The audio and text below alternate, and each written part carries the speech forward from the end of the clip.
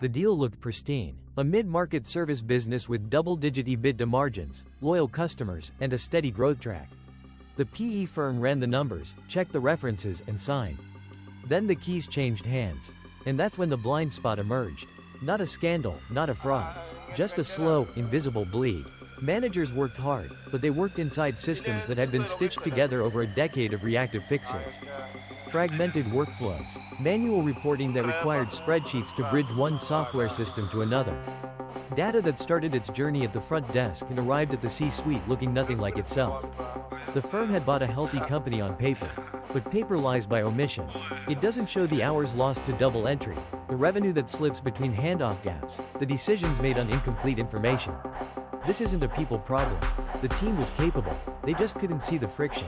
And you can't fix what you can't see. That's the blind spot, a systemic visibility gap that quietly erodes value. Post-close, the numbers began to tell a different story. Top-line revenue held firm, but costs crept upward. A little overtime here, a write-off there. Nothing dramatic, just a persistent drag that never appeared in the diligence models because no one measured it. The P&L aggregated everything too coarsely to reveal the truth. Service delivery had become a relay race with baton drops at every handoff. Technicians duplicated effort. Invoicing relied on memory. Customer churn traced back to delays that no single metric captured. All of it added up. 3 to 7% of EBITDA, consumed by invisible operational drag. Not from a flawed strategy. Not from a weak market. From the sheer friction of getting work done. The acquirers didn't buy a bad company. They bought a good company whose performance was obscured by its own workflows. The financials weren't wrong, they just weren't deep enough to expose the cracks. And those cracks? They widened quietly. Each day of invisible waste compounds. The PE firm now faced a choice. Attack the symptoms with cost cuts, or step back and recognize the real issue was visibility. The blind spot wasn't a flaw in the people. It was a gap in how the business could see itself. But here's the thing, the data's already there. It's scattered, sure. It's buried inside the tools the company bought years ago and never fully connected. Timesheets log every billable hour. Project plans track milestones and slippage. CRM systems hold client conversations, renewal dates, the quiet signals of dissatisfaction. Ticket systems hum with recurring issues that nobody aggregates. It's all there, raw and unrefined, like crude oil sitting in separate barrels across a warehouse. Nobody's drilled a pipeline between them. Managers pull reports from one system, then manually rekey numbers into another spreadsheet. The ops team lives in the project management tool, but finance never sees those updates until month-end close. Sales knows which clients are unhappy, but service delivery doesn't get that memo for weeks. The signal exists, a clear, high-resolution picture of where margin leaks and where it doesn't, but it's fractured across a dozen interfaces. No single pane of glass. No operational intelligence layer that ingests the feeds, cleans the noise, and surfaces the patterns that matter. That's the gap, not a lack of data. A lack of synthesis. The raw materials for $1 million in EBITDA recovery are already inside the portfolio company's own servers. They just need a brain to connect the dots. And that brain doesn't require a massive IT overhaul. It requires a different way of thinking about the data they already have. So the data's there, but it's locked in separate rooms. Timesheets in one, contracts in another. The CRM knows a client's gone quiet, but the delivery team never hears about it until the renewal's already at risk. That's the gap. And that's where the recovery architecture starts, not with a new tool, but with a pipeline. A set of connectors that don't just pull data, they listen. They watch for changes. An invoice gets delayed in the ERP, and the system notes it. A project milestone slips in the delivery tool, and that signal travels instantly. It's not a batch upload. It's a living, breathing ingestion layer that treats every system like a sensor. These pipelines aren't passive. They're agentic. They don't wait for a human to hit export. They reach into the PSA, grab the resource utilization numbers, cross-reference them with the ERP's actual costs, and flag the margin erosion before month-end. They pulled ticket volumes from the service desk and map them against client health scores from the CRM. The architecture stitches together what was never meant to talk. The operational guts of the business, now flowing into a single stream. It's not a dashboard. Dashboards show you what happened. This shows you what's happening and what's about to break. The unified layer sits on top, but it's not a passive viewer. It's an execution intelligence system. It learns the rhythms of each portfolio company, how long a typical escalation takes, what a healthy project velocity looks like. When a pattern deviates, it doesn't just send an alert. It surfaces the systemic risk. Maybe 3 separate clients in the same industry are all showing delayed payments and rising ticket backlogs. That's not a coincidence. That's a contagion. The system connects those dots and pushes an escalation trigger to the ops team, not as a report, but as a call to action. This is the architecture that turns raw, scattered data into recovery. It doesn't replace the managers. It arms them. It gives them the ability to see around corners, to intervene when a $50,000 problem is still a $5,000 blip. And it all starts with those pipelines, quiet, relentless, pulling the truth out of the systems that were always holding it, just never sharing. So where does the million actually hide? It's not one big pile of cash. It's death by 8,000 paper cuts.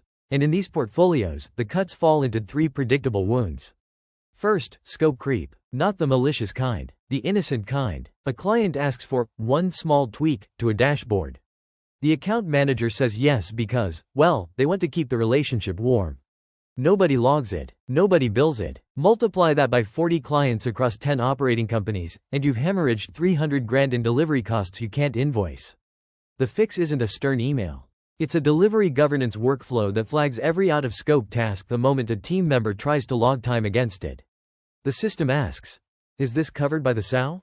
If the answer's no, it triggers a change request automatically. No more free work. Then there's the bench, the silent killer. In a portfolio, you might have a senior architect in one company twiddling his thumbs while another company pays a contractor $200 an hour for the exact same skill set. You just can't see it because the resource plans live in separate spreadsheets. AI-assisted visibility changes that. It doesn't just show you who's available. It predicts who will be available in 3 weeks, based on pipeline velocity and project end dates. It matches that architect's certifications against the open needs across the entire portfolio. Suddenly, that internal cost of $80 an hour replaces the $200 bleed. That's pure margin recovery, and it compounds every quarter. Finally, the accounts that die in the dark. You know the pattern. The support tickets slow down. The executive sponsor stops returning calls. By the time the QBR rolls around, they're already running an RFP with your competitor. Automated executive reporting catches this before it festers. It doesn't just pull a usage chart. It learns the cadence of the relationship. When ticket volume drops 2 standard deviations below the account's historical norm, or when the NPS survey goes unanswered for the first time in 2 years, the system doesn't wait for the quarterly review. It fires a pattern deviation alert directly to the portfolio ops lead. You get a 6-week head start on a save. That's where the other half of the million lives. Here's the thing about those paper cuts we just talked about. They don't heal themselves. Someone has to see the blood. And in the old model, that someone was a harried VP of ops who'd noticed the margin erosion 3 months too late, buried in a quarterly board deck.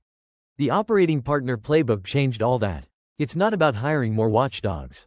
It's about wiring the portfolio's nervous system directly to the cockpit. We're embedding agentic workflows. Think Claude, but purpose-built for this, straight into the monthly operating cadence. Not to replace the PMO. God, no. The PMO still runs the rhythm of the business. But the agent sits alongside them, ingesting the raw sludge of timesheets, project plans, and CRM notes the moment they're updated. It doesn't wait for a human to compile a report. It reads the signals live. When a project manager logs a task against a retainer that's capped at 40 hours a month, the agent doesn't just flag it. It drafts the change request, calculates the margin impact, and pings the operating partner with a 1-paragraph summary before the PMO even finishes their Monday morning coffee. That's the shift. We've compressed the time from operational signal to leadership action from weeks to minutes. This isn't a dashboard. It's a reflex. So you've bought in. You got the playbook. Now the clock starts. And I mean really starts, because the first 90 days aren't a honeymoon. They're a countdown. You're not transforming anything yet. You're installing a nervous system. Week 1, you don't touch a single process. You just open the pipes. We connect the agent to the PSA, the CRM, the ERP. It's unglamorous work. Data plumbing. The goal isn't insight. It's ingestion. By week 4, the agent has a clean, real-time stream of every timesheet, every invoice, every project status change. It's learning the rhythm of the business. It knows what a normal Tuesday looks like. That baseline is everything. Without it, you're just guessing faster. Then weeks 5 through 8, you flip the switch from passive listening to active governance.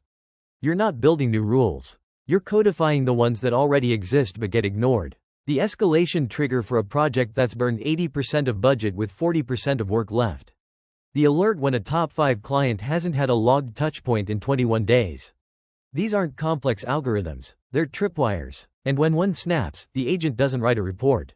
It pings the right person in Slack and creates a draft agenda item for the weekly ops stand-up. It closes the gap between seeing a problem and acting on it. The final stretch, weeks 9 through 12, is where the money starts to surface. You establish the executive reporting rhythm, but it's not a deck. It's a live dashboard that the agent curates every morning. The CFO sees the margin creep before it becomes a hole. The VP of delivery sees which project managers are consistently underestimating effort. This isn't a transformation project. It's an intelligence unlock. And within that first quarter, the paper cuts we talked about? They don't disappear, but you finally see them the moment they happen. And that's where the $1 million